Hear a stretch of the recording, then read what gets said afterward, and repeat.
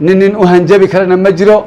dowlad maxaa ay sheegnaa annaka dowladda waa dowladdaanadii dowlad nagula hanjabi karana ma jiro maxaa leenahay xafiiskan shaqadii way soconi sida uu maaragtay khidmada iyo walaalaha muslimiinta uu ugu haye intaas iclaamka naga qaata haddii aad noqoto adiga oo maaragtay dadka ku soo doortaan waxba dhibaato kama qabno laakiin ma doonayno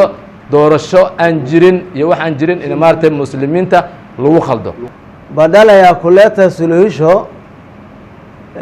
wamekuwa part of this problem. walaalaheena reer Mombasa waxaan leenahay Soomaalida waxay ku mahmaadaa riihaday wax tari dabada ay qarsan lahayd walaalaheen waxaan leenahay reer Mombasa ayaga iskhilaafsan ayaga kala tukadaan ayaga kala soomaan waxaan hogaamiyaa maartay abeena maartay dawladda abeeda maartay Sheekh Al-Kadaable Sheekh Abdullah Buuro raggaasaan ka dambeynaa khilaafna ma rabno doorasho qofkii rabana diyaar baan u nahay in la imaado maar doorasho la galo xalaal ah qofkii ku guuleystana aan maar samco wada aan dhahno macna diyaar baan u nahay xafiiskaas goodis iyo tahdiid baabreskooda ku jiray inay xafiiska la xiri inay tilaabo la qaadi inay dadka la xirxiri xafiiskaas dadkii afashooligooda goodisaa ku jiray sidaasi ka fiican baa ka fiicneed in loo hadlo walaalaha qaar baa waxay ka dhawaajiyeen xafiiska waa la xiri tilaabaan qaadayna nin baa wuxuu yidhi cirkaan soo duminayaa cirka ayaan soo duminayaa marka wuxuu yidhi ninka kale wuxuu yidhi walaalow soo dumi meeshaad ka gashaan ka gelaynaay maanta waxaan halkan ku qabannay shir jaraa'id oo aan kaga hadlayno shirki jaraa'id ee shalay ay qabteen xafiiska Mombasa madaxdiisi sare ay qabteen oo qodobo dhowr ay kaga hadleen qodobka koowaad waxay sheegeen in doorasho la qabtay oo doorasho ay dhacday oo niman walaalaheena oo saaxiibo aan nahay ay ku guuleysteen waxaan cadaynaynaa oo gaarisaha waxaan cadaynaynaa oo dadkaan u sheegaynaa oo reer gaaris aan u sheegaynaa oo xafiiska CIBK nimanka Sheekh Khaliif iyo Sheekh Xasan Cumar aan u sheegaynaa wax doorasho oo la qabtay inayna jirin taa waxa uu daliil ah gaarisa waxaa ku yaala 300 oo masjid ayaa ku yaala xafiiskana waa xafiiska aimada iyo imaamyada iyo ducaada hal maalin ah wax loo yeeri aimadaas oo war ay ka hayaan oo doorasho la sameeyay la yiraahday ma jirto xafiiskina waa kana acdaadi iyo xibnihiina waa kuwana way fadhiyaan vice chairman kii waa fadhiya secretary kii waa fadhiya treasury yaa fadhiya ku xigeenkiisa yaa fadhiya dadkii oo dhan baa fadhiyaan wax maarad muxuu ahaa la sameeyay oo maxaan ku iraahdaay doorasho ama jirto walaalaheena reer Mombasa waxaan leenahay Soomaalida waxay ku mahmaadaa riihaday wax tari dabada ay qarsan lahayd walaalaheen waxaan leenahay reer Mombasa ayaga iskhilaafsan ayaga kala tukadaan ayaga kala soomaan annaga caqiida ahaan iyo maxaan ku iraahdaay manhaj ahaanba waan midaysannahay waxyar waxaa noo dhexeeyaa arrinta had uu ka dhawaajiye secretary-ka Sheekh Maxamed Daawud oo ah in uu chairman-ka xafiiskan oo ah Cabdi Naasir inuu baxay iska tagay intuu carooday wax loo geystana ma jirto oo dhibaato ah uu guddi kale uu iska samaystay taa intaasaan kaga baxayaa waxaa kale oo walaalaheena aanu sheegayaa khilaafkaas ayaga abuurayaan ayaga abuuray annaga waan midaysnayn dadkaa walaal baan ahayn saaxiibaan ahayn marka wixii dhib oo meesha ka imaado mas'uuliyaddeeda ayaga qaadanayaan maxaa yeelay waxaan aad iyo aad uga xunnahay arrinta ay sheegeen oo ay leeyihiin doorasho la qabtay doorasho la qabtayna ayna jirin aad baan uga xunnahay waxaa kale walaalaha qaar baa waxay ka dhawaajiyeen xafiiska waa la xiri tilaabaan qaadaynaa nin baa wuxuu yidhi cirkaan soo duminayaa cirka ayaan soo duminayaa marka wuxuu yidhi ninka kale wuxuu yidhi walaalow soo dumi meeshaad ka gashaan ka gelaynaay marka jazaakumullahu khayran waxaan leenahay oo aan beeninaynaa inayna jirin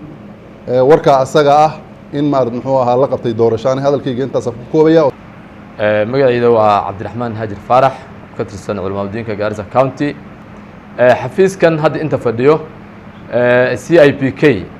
oo laleeyahay hadda khilaafaa ka jira shalayna uu baaq ka soo baxay Mombasa ay leeyihiin waxaan aqoonsanahay xafiiska asaga arrinta ayada runtii waxaan rabnaa inaan caddeeno xafiiskan hadda aan dhex fadhino wuxuu ka imaaday codsigiisa culummada Garissa County in la hagaajiyo waraaqdan hadda inta taalo taariikh 27 May 2005 ayaa madaxda culummada Garissa County yay codsadeen in la furo xafiiskan CIPK ilaahay ha u naxariisto waxaa markaa ayada loo doortay inuu duq ka noqdo sheekheena alwaalid sheekh Macaawiye oo maartay geeriyooday ayaa ka ahaa yaa xafiiska ra'iiska ahaa waxaa ku qoran dhammaan jihooyinka rasmiga ah ee magaaladan ka jiraan oo dhan ayaa waraaqdan ku xusan oo magacyahooda ku qoran marka haddii ay doorasho ka dhacday magaalada waxaa runtii ogaan lahaa ama markhaati ka noqon lahaa dadka meeshan ku qoran ee mas'uuliyiinta ama jihooyinka waraaqdan waxaa ku qoran xafiiskan markii la aasaasayay inay ay qayb ka ahayd young muslim oo maaragtay ka mid ee maaragtay xarooyinka waaweyn ee waddanka laga aqoonsan yahay waxaa kale oo maaragtay ku qoran muslim welfare alfaaruqu waa ku qoran waxaa ku qoran inay qayb ka ahayd xafiiskan subkem waxaa qayb ka ah madrasada najaax waxaa qayb ka ah madrasatu khadiija waxaa qayb ka ah madrasatu salaam iyo dhammaan masaajidda a'imada joogtay ayaa markii xafiiskan la aasaasahayay yaa maaragtay markhaati ka ahayn waxaan rabnaa inaan weydiino walaalaheena jajawaan Mombasa arrintan ayada markaan aniga aan la xiriiray subkem xafiiska subkem ee Garissa maaragtay markaan weydiinay doorasho ku saabsan arrinta ayada waxay noo sheegeen inaysan ka warqabin wax doorasho oo ka dhacday Garissa oo ku saabsan CIPK young muslim markaan weydiinay waxay dhaheen wax naloo sheegay ma jirto muslim welfare markaan weydiinay wax naloo sheegay ma jirto mudiirka madrasada salaam oo haddana ka ee xafiiska marka horena secretary general ka ee kan kale national vice secretary ka wax uu kala socon ma khadiija markaan weydiinay waxay dhaheen waxba kala ma socono najaax waxay kala socoto ma leh a'imadii masaajidda wax doorasho ay ogyihiin ma leh waxaan weydiinay boardka jaamacadda mustaqbal ninka chairmanka sheekh xasan cabdicali asaga naftiisa wax doorasho oo ka warqabay oo CIPK ka dhacday ma jirto maadaama jihooyinkii islaamka masaajidii madaaristii iyo wixii jiheeda dhan ay ka warqabin iyo laamaha dawladda weliba aysan ka warqabin waxaan leenahay wax election oo ka dhacay Garissa ma jirto xafiiska Mombasa waxaan u baaqaynaa we are ready to election diyaar waxaan u nahay inaan doorasho aan u gallo xafiiska asaga aniga naftigeeda waxaan ka mid ahaa murashaxiinta u taagan chairmanka CIPK markay dhacayso doorashada ayada marka waxaan codsanaynaa doorasho xalaal ah oo dawladda markhaati ka tah weliba xilka asaga dadka qaban doono la ogaan doono oo la baari doono oo maaragtay soo qaadan doona certificate of good conduct iyo integrity wax kasta la soo marahay ayaa xafiisyahaas loo dhiibi doonaa haddii aad noqoto adiga oo maaragtay dadka ku soo doortaan waxba dhibaato kama qabno laakiin ma doonayno doorasho aan jirin iyo wax aan jirin in maaragtay muslimiinta lagu khaldo waxaan rabnaa inaan ogeysiino muslimiinta Garissa joogaan iyo kuwa waddankaba inay wax qalalaase ama fidna aysan ka jirin waddanka waxaan kaloo ixtiraameynaa nidaamka iyo qaanuunka iyo maaragtay iyo dawladda ka jirta waddanka waxaana u baaqeynaa inay culummada ay maaragtay hordhig ka tahay amniga iyo kala dambeynta markaas daraaddeed waxaan leenahay wax doorasho oo ka dhacday Garissa ma laho khilaafka asaga ahna maaragtay diyaar uma nihin waxaan rabnaa arrintaa iyada ah in miiska lagu soo celiyo mas'uuliyiinta laga soo doortay Garissa County governaha senataha women repka MPska county assembly waa kudi waxay mas'uul ka yihiin Garissa County wax doorasho ay ka warqabaan oo ka dhacday Garissa County male waxaana u sheegaynaa Mombasa County waxaa waa 001 annagana waxaan nahay 007 Garissa County marka waxaan leenahay Garissa 007 wax election oo ka dhacay ma laho culummada Garissa diyaar waxay u yihiin inay la shaqeeyaan maartay dawladooda iyo laamaha amniga iyo dawladda county-ga kikao hii ya leo ni kutoka ofisi ya Majlis al-Aima wa Duat limuqada'ati Garissa Council of Imams and Preachers Garissa County na kuhusu juu ya video ambayo tumeona jana kwa media, anasema kuna election ambayo imetendeka Garissa na iko official India ambayo anaongoza Abdul Nasir. Tunajibu hiyo. Hii office ni office ya rasmi ya CIBK ya Garissa County. Mimi as a Secretary General Garissa County nataka kuhakikisha watu ya Garissa na Wakenya wazima wote hakuna election yoyote ambayo ametandika. Na kama mnataka hakika hii,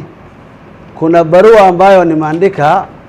mimi mwenyewe kwa headquarter office through the Secretary General CIBK kufafanua juu ya ambayo ile ikhtilaf na muhasama imetokea hapa Garissa, na nimeomba wakuje hapa wawaje hapa na walete suluhisho. Badala ya kuleta suluhisho wamekuwa part of this problem. Badala ya kuleta suluhisho wamekuwa part ya problem. Ya pili, namwambia hao wa ulama ya CIBK headquarter warudi kwa Mwenyezi Mungu Subhanahu wa Ta'ala, wagobe wajue hakika ambayo inatendeka hapa Garissa. Ya tatu, hiyo video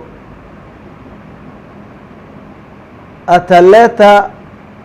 magogoro na muhasama kubwa sana ambayo atakuwa shida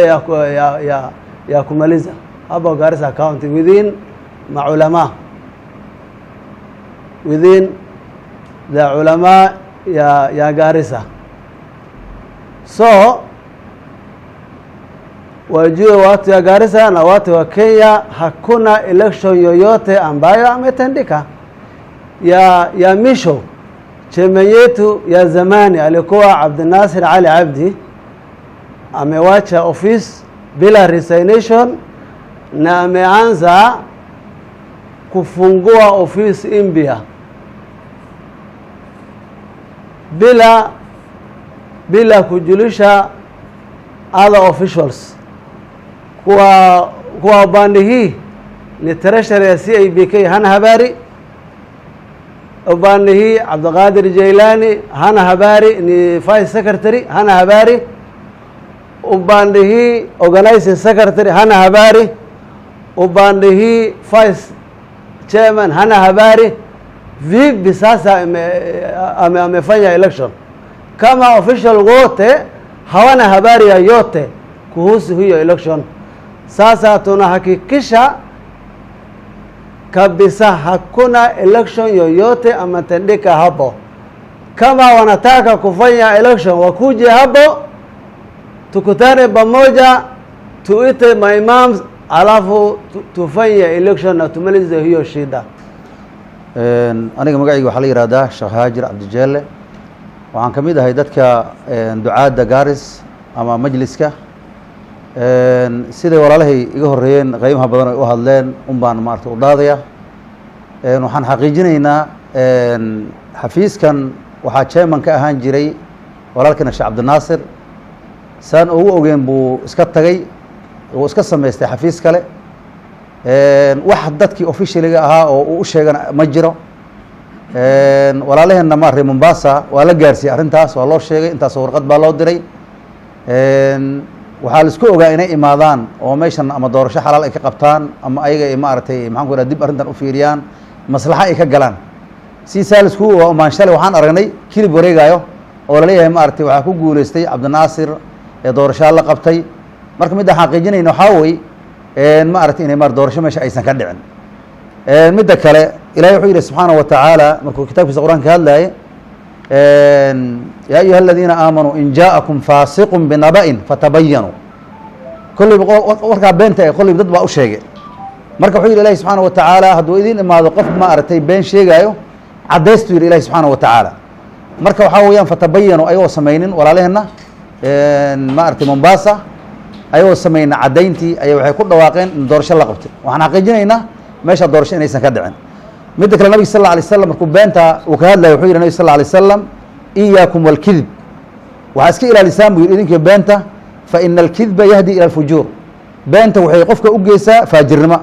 wa ina alfujuura yahdi ila annaar faajirnimadan naar bay ku hanuuninaysaa markaas wuxuu yidhi nabi sala allahu alay wasalam wamaa yazaalu cabdun addoonka mazuulayo maar yakdib inuu been sheegaayo wayataxara alkidba been uu ku dadaalayo xataa yuktaba cinda allahi kadaaban rawaahu albukhaariy wa muslim waa xadiis saxiixa marka sidaa darteed waxaan leenahay maaragtay walaalaha waxa laidin sheegay been wey waa laidin qalday haddii maaragtay waxaa laidin sheegay wax kama jiro wax doorasho oo dhacday ma laha culammada weyn annaga waxaa weeye gaars waan midaysana alxamdulilah suufi iyo caqiide iyo balaayo maarata annaga iskuma khilaafsanin macnaha iyo takfiir midna maniin caqiidadina way midaysan tahay waxaan na hogaamiyaa maaragtay aabeena maaragtay dacwada aabeeda marat sheekh alkadaable sheekh cabdullah buuro raggaasaan ka dambaynaa khilaafna ma rabno doorasho qofkii rabana diyaar baan u nahay in la imaado maar doorasho la galo xalaal ah qofkii ku guulaystana aan maar samc oo dhaac aan dhahno macna diyaar baan u nahay laakiin beenta waxaan diidanahay waxaan ka dhidhinayn waxaa weeyaan beenta aan jirin oo maaragtay meelaha lala wareegaayo arrinta iyada wax ka jiro ma laha waxaan leenahay markaa nimankaas culummada ah oo arrintaas shalay ku dhawaaqeen kallaabta arrintaa kallaabta ilahina oga toobadkeena subxaana wa tacaala magacayga maxaa la yidhaahaa sheekh isxaaq cabdullaahi maxamed waana waxaa weeye ra-iiska hadda xaaliyan xafiiskan majlisul aima waducaat gaarisa county intaa kadib halkan maxaan rabnaa inaan jawaab ka bixinno maanta oo taariikhda ay tahay 21 bishii 6 2024 shalay xafiiska Mombasa walaalahanaga culimmadii joogeen inay barees xag ku qabteen taasoo ay leeyihiin cabdinaasir iyo xasan cabdullaahi iyo muxuu ahaa bashiir sheekh xasan dad ay ka mid yihiin inay yihiin mas-uuliyiinta gaarisa county taas markaa maxaan leenahay warkaa waxba kama jiro walaalahanaga ayaga naftooda kala afay ahaayeen alwaalid sheekh khaliifa maxamed cali oo nin oday ahoo xushmad mudan kelimadkiisa maxaa ka mid ahayd inuu uu yidhaahe maaragtay siday noo sheegeen baa kelimadiisa ka mid ahayd aad buu u mahadsan yahay maxaa muddaa odaygaas inuu maaragtay hadalkiisa nin waraca iyo hadalka maarata ku dadaalaya inuu ahaa markaa maxaan leenahay wax doorasho oo dhacday qodobka koowaad ma jiro sida walaalaha hor ee u sheegeen qodobka labeeyo maxaa ay hor ayakan oga hadleen reer gaaris 400 oo masaajid baa ku taallaa township keli markii laisku xisaabo 8 subcounty oo maaragtay daafaha kore iyo toomka egi lagu daro waa 9 ijaara subcounty baa laga bixinayaa oo annaka na hoos imaanin ijaara subcounty nama hoos imaato ama inta kale oo subcounty xafiiskan mas-uul uu ka yahay waa 9 subcounty waa Liboya subcounty iyo Dadaab subcounty shanta abaq subcounty Lagdheera subcounty Balambala subcounty iyo maxaa la dhihi jiray Shimbirey oo wali hadda aan hirgelin Saangur wakadalika Jaarajila subcounty iyo meesha la yidhaaho Burra-East subcounty korkaa markaa waa 8daas iyo township 9kaas oo xafiiskan mas-uulka ah ayaa hoos imaadaan intaa annaga maxaan haddaan nahay mas-uuliyiintii xafiiska wax doorasho oo dhacday ma jiro secretarka annaga waa kan sheekh maxamed daawud walaalahaasna dadka la shaqeynaya madaxdaas kale ee wada shaqeynta naga dhexeysay wax Kenya mastaba Kenya hataa doorasho ka dhacday oo la ogyahay la iclaamiyay ma jiro markaa warkaa waxba kama jiro markaa reer gaaris maxaan leenahay ininkaa markhaati noo egel isku xisaabo maxaa inii sheegay 9 subcounty masaajidda ku taallana maxaa waye 730 masaajid way gaarisa county ninkaa ogeyn ha ogaado 730 masjid baa ku taallaa masjid kastaana maxaa officially ka xafiiskan saddex qof imaamka jeemanka iyo maxaa la dhihi jiray mu'adamka yaa xafiiska rajista oga sidaa darteeda maxaan leenahay reer gaaris ininkaa shaahid noo khaasatan culummada iyo a'imada masaajidda ee xafiiskan uu mathalaya qodobka markaa saddexdiisa maxaa weeye xafiiskanaga annaka sharcigiisa ismaamulka gaarisa 007 walaalka annaga uu lahaa alakhi sheekh haajir cabdiraxmaan muxuu ahaa maxamed waa maqlayseen haddaan ismaamulka annaka aan ka howlgelayni sharciga iyo qaanuunka waddanka wax naga maqan ma leh wax naga maqan ma leh sidaa darteeda xafiiskaas goodis iyo tahdiid baa bareeskooda ku jiray inay xafiiska la xiri inay tilaabo la qaadi inay dadka la xirxiri xafiiskaas dadkii afasholigooda goodisaa ku jiray sidaasi ka fiican baa ka fiicneed in loo hadlo maxaan leenahay madaxweynaha kenya iyo wasiirada iyo baarlamaankii baa muxuu ahaa i sheeg yaa waxaasoo radin iyo buuqa dhacaya markaa shacab inuu u goodiyo haddii kolleyba ma fiicno saan u arkayno qodobka kale oo maxaa weye aan baaq u dirayno dowladda 25 sano oo u dambeysay xafiiskan aan ka howlgelaynay majaalista muslimiinta haddaan nahay ismaamulka gaarisa ismaamulka maamulka dowladda noocu ahaadabo masaalixda waddanka dadka la shaqaynaya baan ka mid ahayn ayadana dowladdana raboodkeedana wuu la yaalaa rabood full dowladda waan gaarsiinay muxuu ahaa sharciga xafiiska wakadalika maxaa la dhihi jiray waxa annaka nimankaas oo muxuu ahaa inta waraaqoo sheekha muxuu ahaa secretaryka wixii uu gudbiyey oo taarikh 3 laga soo bilaabo bishii 3aad ramadaanka oo wali bilaanin iyo kiiskan iyo hadalkan uu bilowday intaasaa muxuu ahaa ilaa 5 iyo 6 waraaq iyo dowladdana la taallaa koobigeeda ayakana loo gudbiyey dowladdana markaa wayba ogtahee haddana maxaan rabnaa baaqoodaas ay lahaayeen dowladda waa inay la shaqeysa ay leeyihiin warka asaga habaan manhuuran waxba kama jiro dowladda ayadaaba ogba wixii jiro midda u dambeyso aan ku qatimi xafiiskan sharci buu ku furan yahay oo hor haddaan iniga sheegaya sharci maana lagu xiri karaa hawa iyo muxuu ahaa ii sheeg iyo kan waxa lagu xiri karaa ma aha ninka muxuu ahayd maxaa la dhihi jira Mombasa ka soo goodinayo ama xafiiska ka soo goodinayo albaabkii maxaa bay fitanta Kenya buu furay Kenya oo dhanna maxaan u malaynaa xafiiskaas Mombasa ee laga howlgalo eegan inay si fiican u fahmi doonaan maxaan ognahay 47 countiga inay cabasho fara badan kacdoon fara badan inay iyo khilaafaad fara badan inay uu ka jiro iyo suluug fara badan xafiiskan Mombasa ayakana ay abuureen maxaan ogsoonahay 9 sano inay ka dhicin iyo ka badan inay doorasho ka dhicin cadaaladna laga tagay oo hadda nin walba oo wax fahmaayo barayskooda ilaa saaka magaalada nin walba oo dariiqyada iyo telefoonka noola soo diriha marka maxaan leenahay sida ayada waa in loo ogaado community-ga dadweynaha iyo nin walba ay quseyso jeemanka hadda muxuu ahaa sheekh al-akhi sheekh Cabdullaahi Catiik maxaan isku aragnay meesha la yiraaho Nairobi aan isku aragnay rabood full ahaan siiyey meeting baan isla galnay 2 meeting oo ku saabsan umuuraha waddanka iyo masaalixdiisa yaan iskugu nimaanay haddaan isku imaanay wixii jira waan u sheegay maxaan isku ogeyn inaan isku nimaano aynoo imaadaan baan isku ogeyn meetingka aan la galana wakaa meetingka aan la galana walaalo fara badan oo kenyaanka madaxda iyo muxuu ahaa Nairobi aan kula galnay wakaas sheekadii maxay ahayd jidkan go-on ee darjaaniga markuu go-o inay khilaafkaas ay soo booqanaayeen eegi u hagaago inay soo booqanaayeen ee gaaris imaanayeen wixii khilaafaad iyo wixii sheegasho inay dib loo saxayo wixii halaabay shalayna barees baa la qabtay waxa aan kula jira wakaa sheekh Cabdullaahi ka ajrab taagan wakaa sheekh Cabdullaahi ajrab taagan marka maxaan leenahay muwaafaqa iyo waddanka maslaxadiisa hadday tahay 47 countiga waan wada shaqaynaynaa haddii la kasi waayo kenya maxaa loo bixiyabo 47 county government yaabo muxuu ismaamul annakana markaa tii dowladda ee sharciyeysay tii unba annakana muxuu ahaa ku camal falaynaa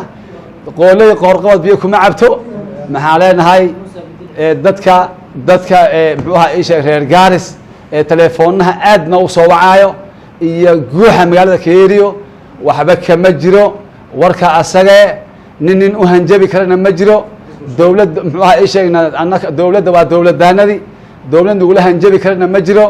maxaa leenahay xafiiskan shaqadii way soconi sida uu maaragtay khidmada iyo walaalaha muslimiinta uu ouhaye intaas iclaamka naga qaata hada wabilaahi towfiiq